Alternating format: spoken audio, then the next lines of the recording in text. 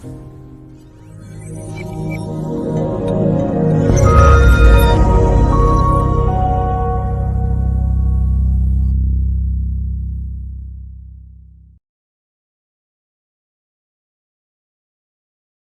morning, friends, or good evening, depending upon from where you're joining. Um, Before we begin the session, I would like to thank you all for joining today. And I would also like to extend my deepest gratitude for Brahmarshi Patriji and to the entire OV Foundation, Meditation Magic, and the Omega Pyramid organization for organizing this wonderful 111 or 111 days of conscious living. So today's topic, power of speech or power of words, how we can transform our lives by using right speech or right words. So Jesus once said, what goes inside the mouth does not define a person, but what comes out of the mouth defines a person. Because what words can make an impact, whether it's positive or negative, can make a big difference to the people around you, right? Depending upon how you use the words, either to make a positive impact or a negative impact. And our whole life is based on thoughts, words, and actions. Our thoughts define the way we speak, our thoughts define the actions that we take. Typically, on every day, we have about 60,000 to 70,000 thoughts. And with these number of thoughts, a lot of energy is actually consumed throughout the day, depending upon how positive our thoughts are or how negative the thoughts are. Let's say if these majority of the thoughts are negative, then our energy gets drained a lot more than a person who has more positive thoughts out of these 70,000. And that is one of the main reason the spiritual teachers always say be mindful. So when we are mindful, what that really implies is our thoughts are really reduced when we are doing our work in a more mindful way. What is mindfulness? Mindfulness is more about being attentive in your work, being more focused at your work. When you're really focused on your work, which means our thoughts are very reduced, we are completely aligned with what we are really doing. And being mindful makes the people actually conserve the energy because our thoughts are really reduced. Let's take an example. If a person is actually doing a painting or if the person is actually cooking. So, when we are really cooking, when we are focused more, when we are more mindful in cooking, we are completely inclined and aligned with how we are really cooking, what ingredients we are putting, and what vegetables we are cutting, and how aligned we are with that process. Given that we are completely aligned, our thoughts are reduced and our efficiency is actually going to increase a lot. So, based on this, now let's get into our topic, how words can actually make reality for us. True spirituality is always to speak the truth fearlessly. As meditators, we are always surrounded by various people, right? So we interact with our family members, we interact with our neighbors, colleagues, and friends. And these people have their own ways of thinking and acting as well as even speaking. So, how is that happening, right? So, it's based on their soul evolution. Let's say these people could have taken only 10 births or 100 births or even 1,000 births. So depending upon their past life, And depending upon their soul evolution, their thought process is going to be, and depending on their thought process, their words could be, and their actions could be defined. And we are meditators, definitely would have taken at least 300 or 400 births. And that is what defines our thought process or anyone's thought process. So we cannot really judge a person why or how they are speaking, because everybody's soul evolution is at very different level. So one other person could be more enlightened than us, or more spiritual than us, or less spiritual, or less enlightened, or not even in the path of enlightenment.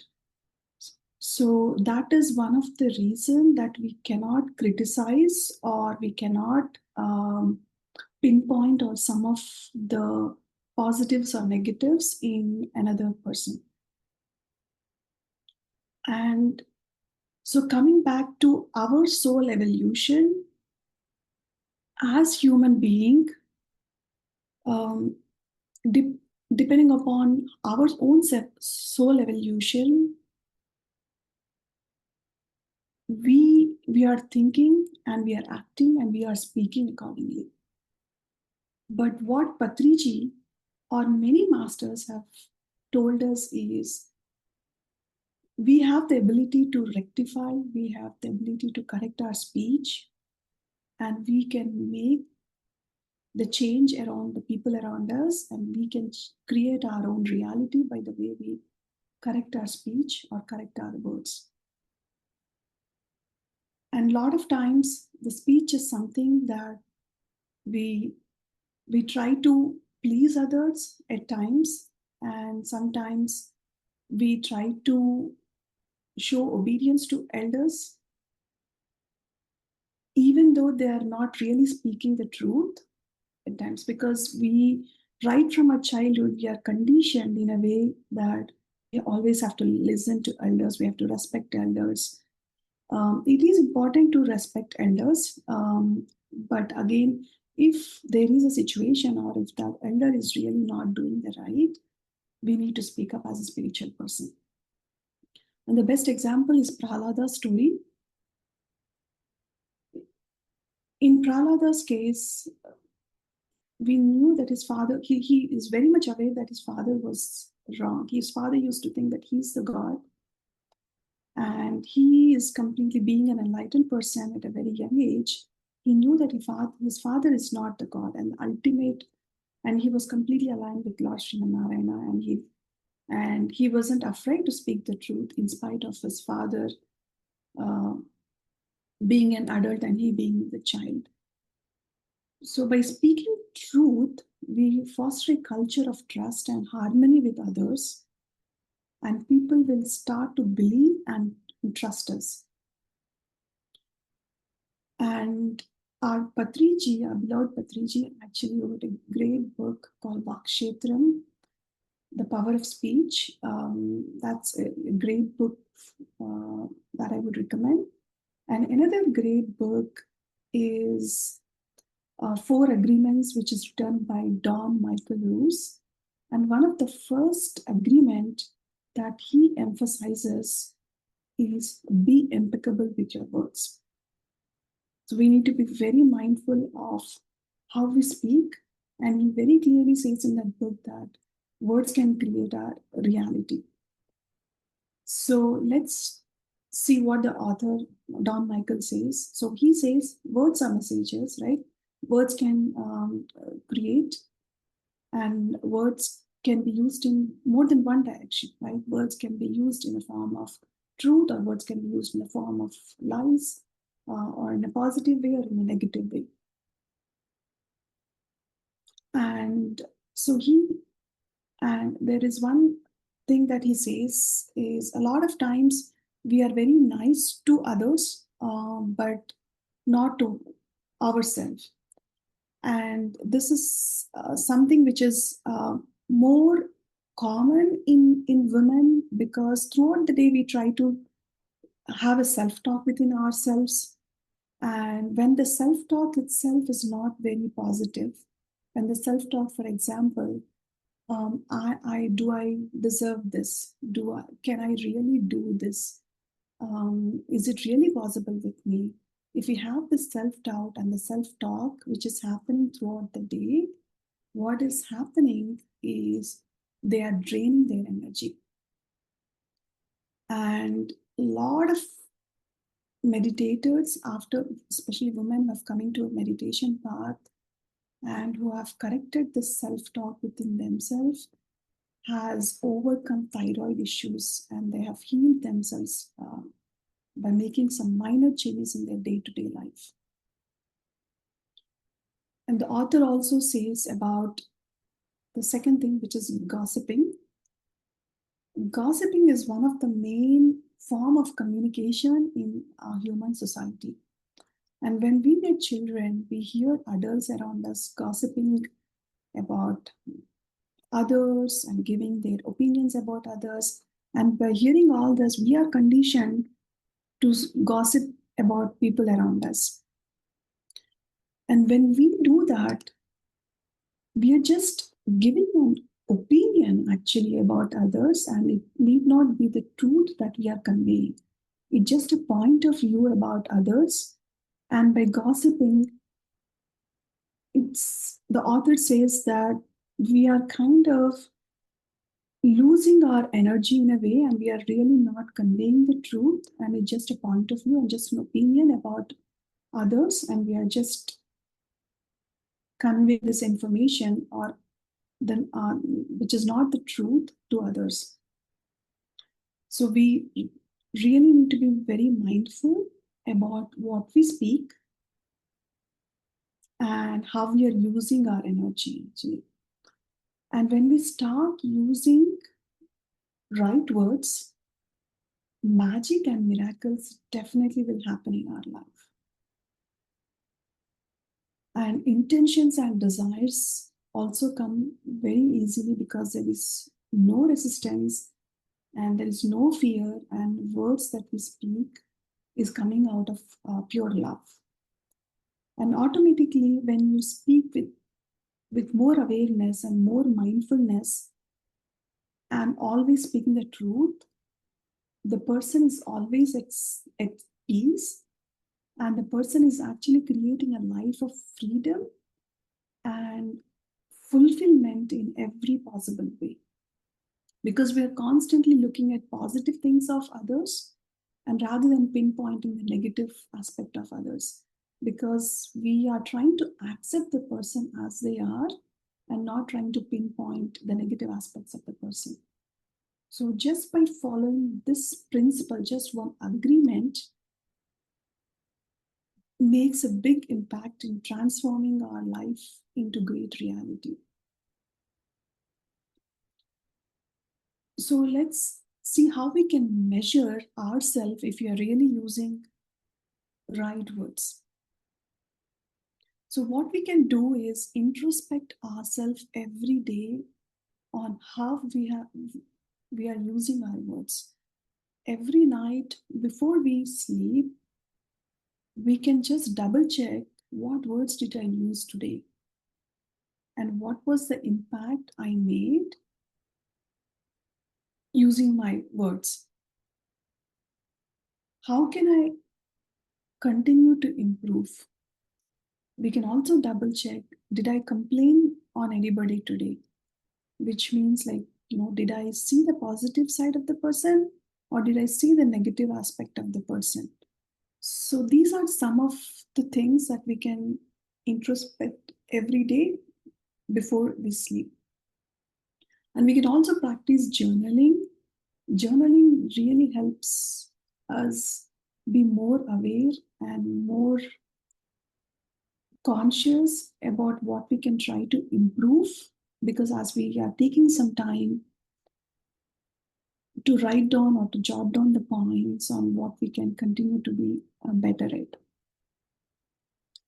And then I can also give an example. A lot of times we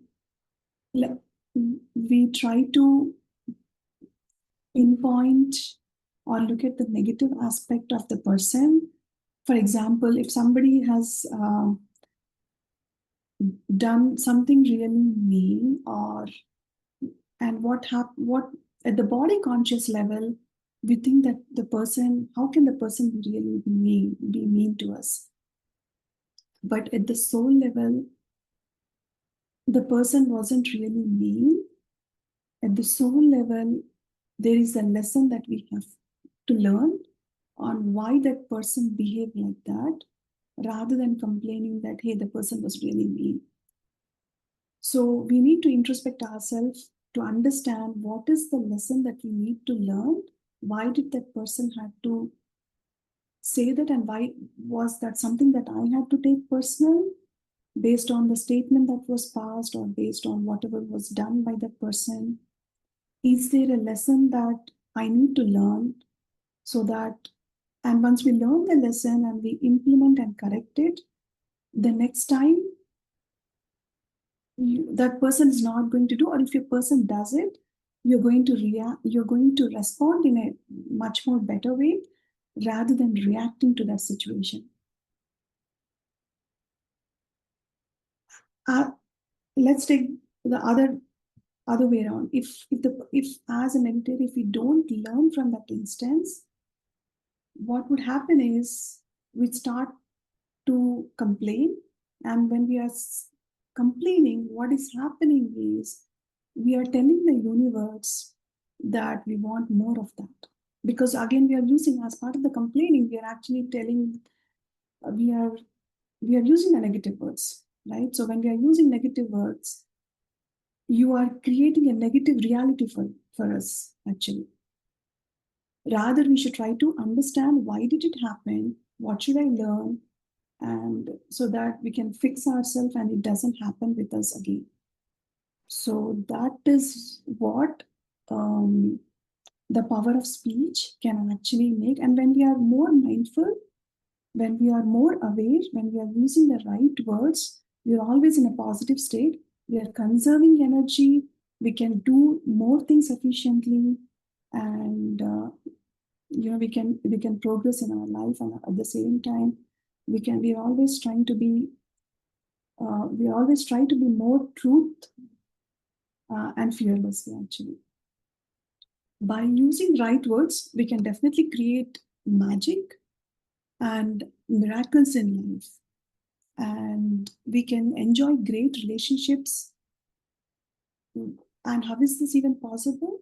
Because we are trying to respond, we are trying to not react, because we are actually being more aware.